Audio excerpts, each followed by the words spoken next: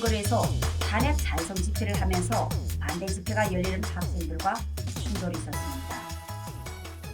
그들은 탄핵 반대를 하는 학생들에게 폭언과 폭행을 하는 등 여러 가지 행동을 했는데요. 이 대신녀는 2018년 3월 10일에 출범하여 반제국주의와 종북, 반미, 진보주의 성향을 기점으로 하고 있으며 민중당 소속 주한 미국 대사관 침입을 시도했던 인물이 중심이 되고 있습니다.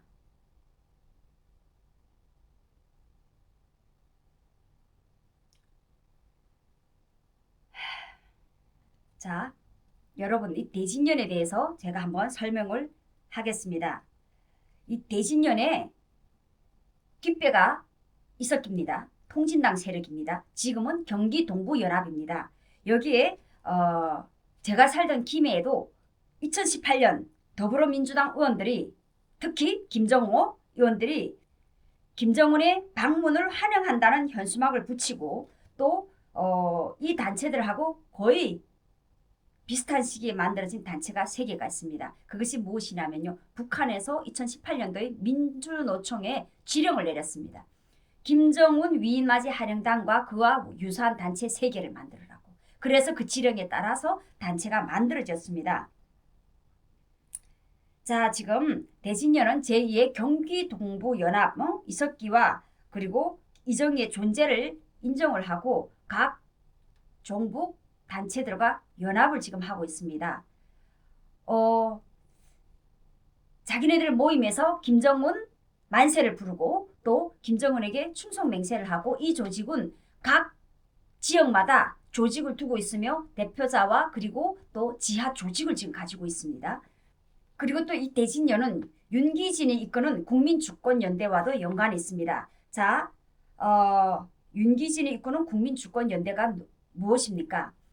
여기에는 누가 연관이 됐냐면요. 황선이 연결이 되어 있습니다. 이 집은 이 부부가는 진짜 한 쌍의 바퀴벌레입니다. 종북 활동을 같이 하는 한 쌍의 바퀴벌레예요. 그래서 윤기진은 국가보안법으로 감옥에도 갔었고 종북 활동을 꾸준히 이어오면서 국가가 나의 사상을 지금 점검을 한다, 체크를 한다 이러면서 끊임없이 불운 사상을 청년들에게 지금 주입을 하고 있는데 그에 못지않게 황선도 얼마 전까지만 해도 몇 년 전까지만 해도 지금은 우리나라 한국의 입국이 불허가 되는 종북 신은미와 함께 전국을 다니면서 종북 토크 콘서트를 했습니다. 거기에 우리 탈북한 여자도 같이 함께 다니면서 종북 콘서트를 같이 했죠. 그래서 오산에서도 여기에서 한번 도시락 패로도 있었고 부산에서도 저희랑 함께 한번 토크 콘서트를 하자 했는데 이게 경찰이 말에 의해서 이게 집회가 무산이 됐습니다. 어쨌든 지금 이런 황선인데요.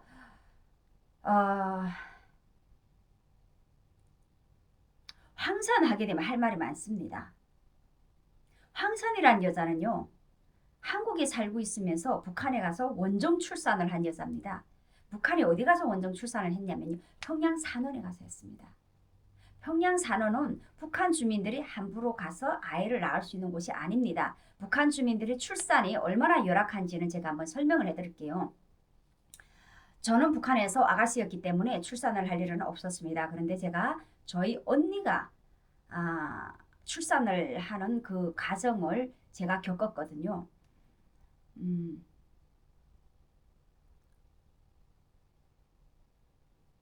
아이를 낳았다 해서 갔습니다. 병원에 갔는데요. 병원에 간 것만 해도 정말 그런 괜찮은 사람이었어요. 그랬는데 가니까 그 언니가 4월에 아기를 낳았거든요. 4월에 아기를 낳으면 북한의 4월은 좀 많이 좀 추워요. 불 떼지 않으면. 그런데 그런 그 공실 같은 병실은 원래 좀 춥잖아요. 근데 거기서 아이를 낳았는데 밑에 보니까 매트리스도 없고 그냥 그 비닐 레자 같은 거 그걸 깔아놓고 그 밑에 피를 받는 그 다라이를 놓고 있었는데 그게 차고 넘쳐서 피가 그 바닥에 흥건하더라고요. 그래서 그거를 또 가족이 그 피를 다 닦아내야 되는 건 거예요. 그래서 들어갔는데 의사 선생님이 그 원장이 됐어요. 후에 그 지역의 원장이 됐는데 그 원장 선생이 그 아이가 나오지 않는다고 그 자궁에다 손을 넣어가지고 아이를 끄집어냈다 하더라고요. 그걸 무용담처럼 야 아이가 안 나와가지고 내가 팔을 이만큼 집어넣고 아이를 빼냈어 하고 이야기를 하는데 팔꿈치까지 시뻘건 피가 묻어서 뚝뚝 흐르면서 나오더라고요. 그래서 너무 놀라가지고 우리 언니는 살았냐고 물어봤는데 씩 웃으면서 살았지 않은 건 거예요. 근데요, 지금 생각을 해봐도 소름이 끼쳐요. 어떻게 사람이 아이를 낳으면서 그랬으면 그 사람이 손으로 아이를 꺼냈으면 산모의 건강도 문제가 많을 거잖아요. 근데 그걸 웃으면서 나오더라고요.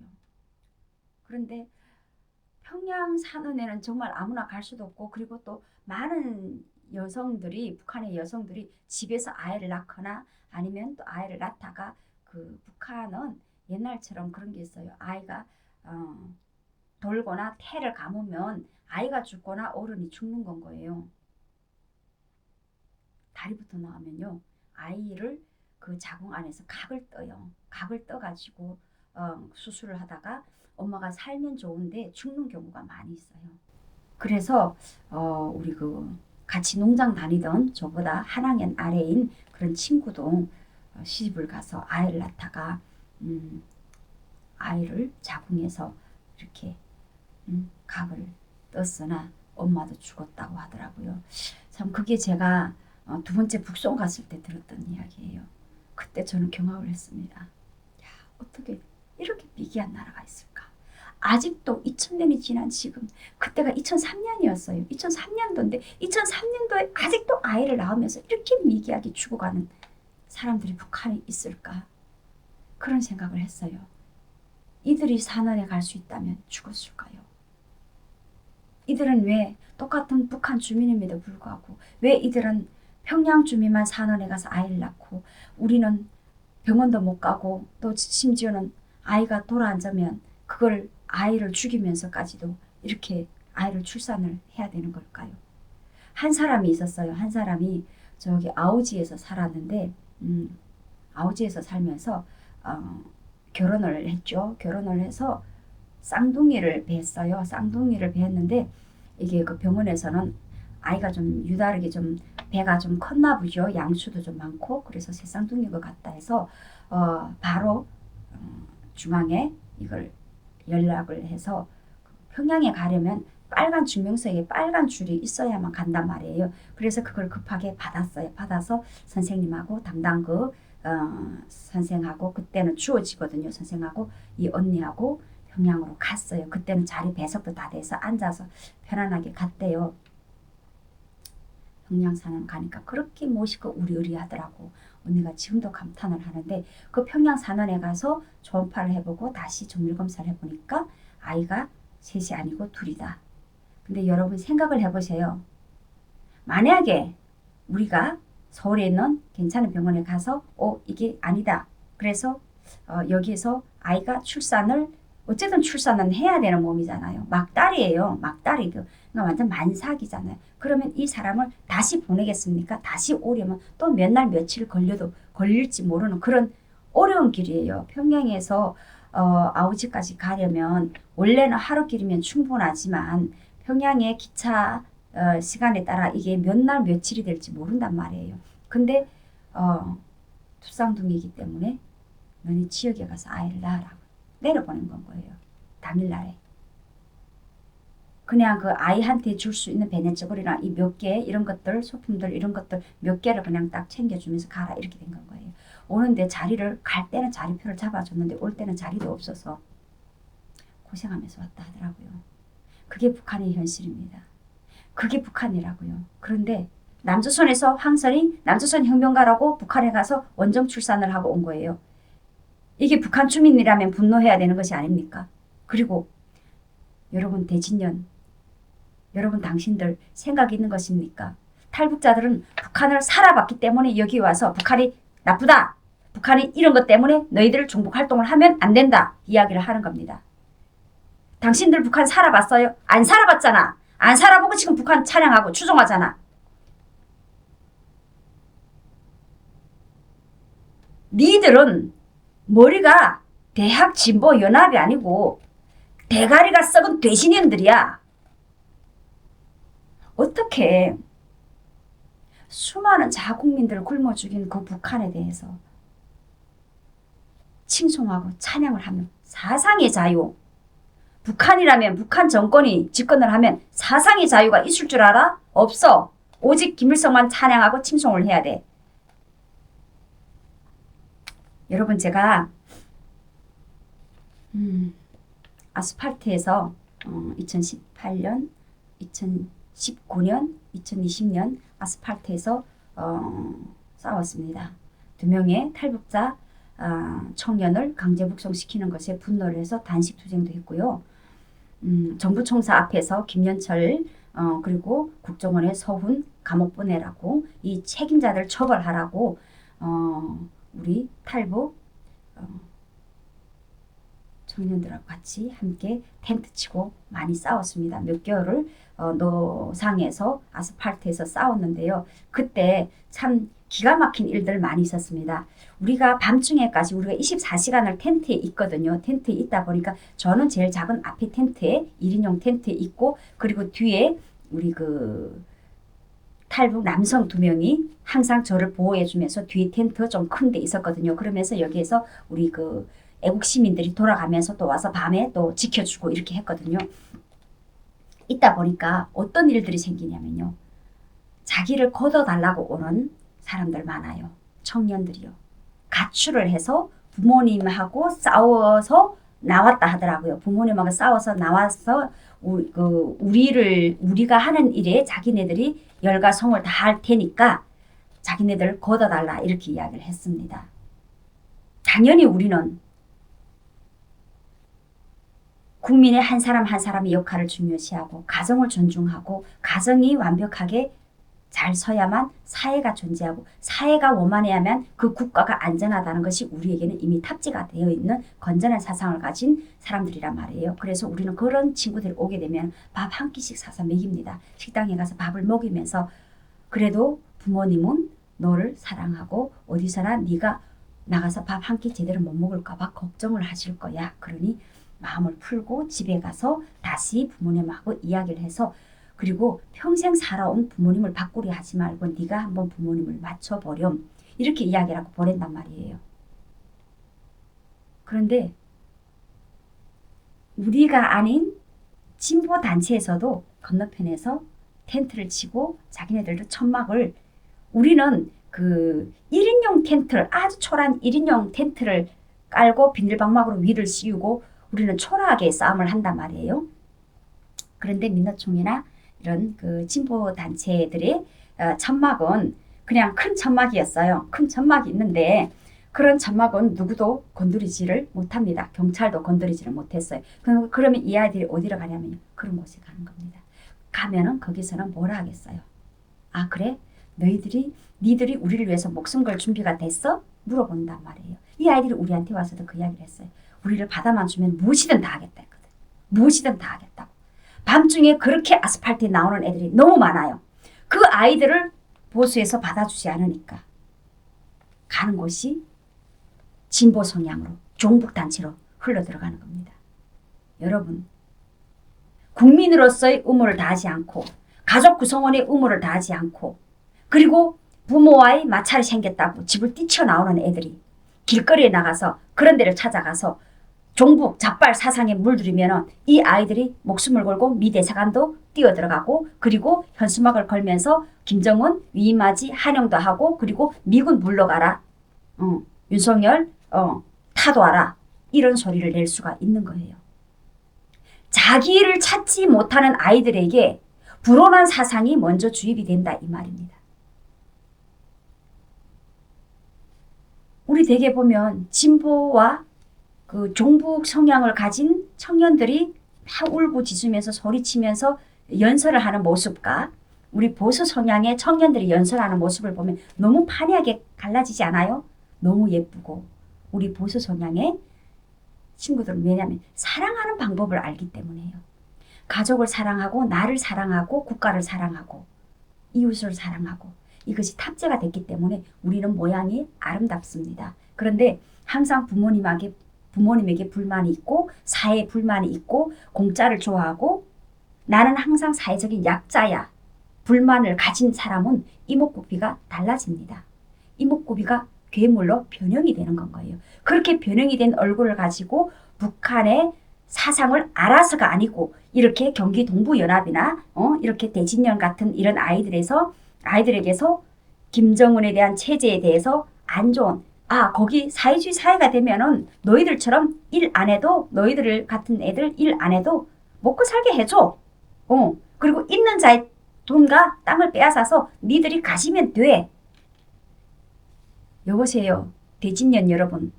여러분들이 공부도 안 하고 길거리에 나와서 아무것도 못하면서 그 많은 재산가들의 땅과 재산을 가지고 당신네들이 운영 제대로 할 것 같아요? 못해요. 북한에서 그 땅과 그 자본가의 그 공장과 토지는 가난한 노동자 농민에게 준다고 했죠. 그래서 공장을 빼앗아서 국가가 소유를 하고 그리고 농장을 그러니까 농장이 아니죠. 그 토지를 빼앗아서 지주 자본가의 그 재산을 빼앗아서 농민들에게 줬단 말이에요. 그런데요. 지주가 그냥 지주가 아니었더라고요. 그 땅 있는 사람들이 지주들이 계절을 알고 종자를 싹 틔우고 이것을 계획적으로 과학 농사를 했던 건 거예요. 그때 당시로 말하면 과학이에요. 과학 농사를 했어요. 갑자기 농민들이 땅을 떡 가지니까 자기네들이 이 땅을 가지고 농사를 지을 줄 몰라. 왜? 평생 남의 일만 해봤으니까 모르는 거예요. 평생 남이 밑에서 그냥 농사만 짓고 얻어 먹었으니까 모르는 건 거예요. 그래서 농사가 안 됐어요. 흉년이 왔어요. 흉년이 오니까 그 다음에는 북한이 뭐라 했냐면요. 그러면 이거를 우리가 주체 농법으로 해서 과학기술적으로 농사를 지어서 너희들하고 우리가 나눠 먹자 해서 3·8제를 했어요. 처음에는 국가가 3을 가져가고 니들이 8 가져가 이렇게 됐어요. 그러다가 농사를 짓다가 보니까 두엄을 가지고 해결할 수 있는 문제가 아니야. 비료가 필요해. 비료가 필요하고 그 다음에는 그 살초제 이런 벌레 잡는 이런 약들이 필요해. 근데 이걸 개인이 또 구매를 할 수가 없어. 그러니까 국가에서 그걸 대행을 해줬어요. 그러니까 이것도 빼내야 되는데 농민들한테 8을 주고 우리가 3을 가지고 그것까지 다 되면 국가는 가지는 게 없어. 그러니까 거꾸로 됐어요. 또 그러면은 너희들이 3 가져 우리가 8 가질게 이렇게 됐어요. 근데 농민들은 어떻게 할 수 있는 방법이 없어. 그대로 그냥 또 자기네들이 3 가지고 8을 다 빼앗겼어. 그러다가 이것도 아니야. 국가에서 우리는 사회주의 농업 체제를 너희들한테 다 전수하고 농사법을 바꿔야 돼. 그러니까 이제는 협동 농업을 할 거야. 그래서 땅을 몽땅 다 걷어들인 건 거예요. 그래서 협동 농장이 됐어요. 협동 농장이 되면서 그때부터 니들이 나와서 하루 일하면 공수 얼마 주고 이렇게 이야기를 한 건 거예요. 북한에서 제일 많이 받은 공수가 얼마인지 아세요? 제일 많이 받은 공수가 600공수예요. 일화가 있어요. 김정일이 어떤 사람한테 장가를 드냐가 화제였거든요. 그런데 그때 김일성이 한 농촌에 시찰을 갔다가 정말 못생긴 여자가 있었어요. 근데 그 여자가 그 지역에서 그 화천인가 아마 거기가 됐을 거예요. 아마 강원도 화천이었는가. 어쨌든 거기에서 제일 공수가 탑인 건 거예요. 그래서 김일성이 물어봤어요. 장군님께서 이렇게 천해동문은 몇 공수를 벌였냐니까 600공수를 벌었습니다. 600공수가 북한에서는 정말 상당한 그거거든요. 그래서 600공수를 번다 해서 그때 한간의 소문이 김정일이 그 600공수 처녀와 결혼을 한다 이렇게 소문이 났는데 근데 그 여자가 엄청 못생겼대 이렇게까지 소문이 났었어요. 그게 사실은 아니었지만 그 정도로 지금 북한에서 주민들이 600공수를 벌 정도로 몸이 부서지게 일을 해야만 김일성의 일가에 눈에도 둘 수가 있는 거죠. 당연히 열심히 일하는 사람이 눈에 두는 거는 맞지만은 그렇게 600공수를 일해야만 국가에서 분배가 제대로 돌아갈 정도로 그리고 보통 우리가 한 300에서 400이 평균이에요. 하루에 우리가 벌 수 있는 게 공수가 다 정해져 있기 때문에 그러니까 그런 식으로 배급을 주다가 만약에 우리가 몸이 아파서 제대로 못 나가잖아요. 그럼 그 공수가 잘려요. 잘리면 나 혼자만 잘리는 게 아니고 북한은 연자제라고 했죠. 연자제죠. 처벌도 연자제, 배급도 연자제입니다. 세대주가 일을 못하면 가족들의 배급이 같이 잘립니다. 모르셨죠? 네. 제가 아버지가 병원에 그 대수술을 하고 누웠을 때, 아버지의 대소변을 받아내야 되잖아요.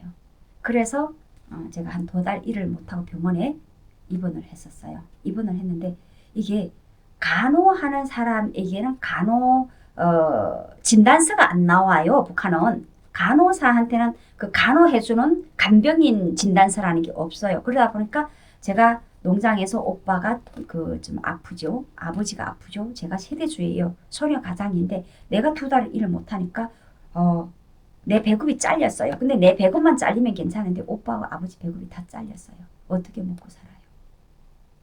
대진년 여러분, 니들 어떻게 먹고 살 건데? 니들이 지금 길거리에 나와서 그렇게 하면서 니들 가정이 있다면 너 가족들이 다 배급을 못 받아.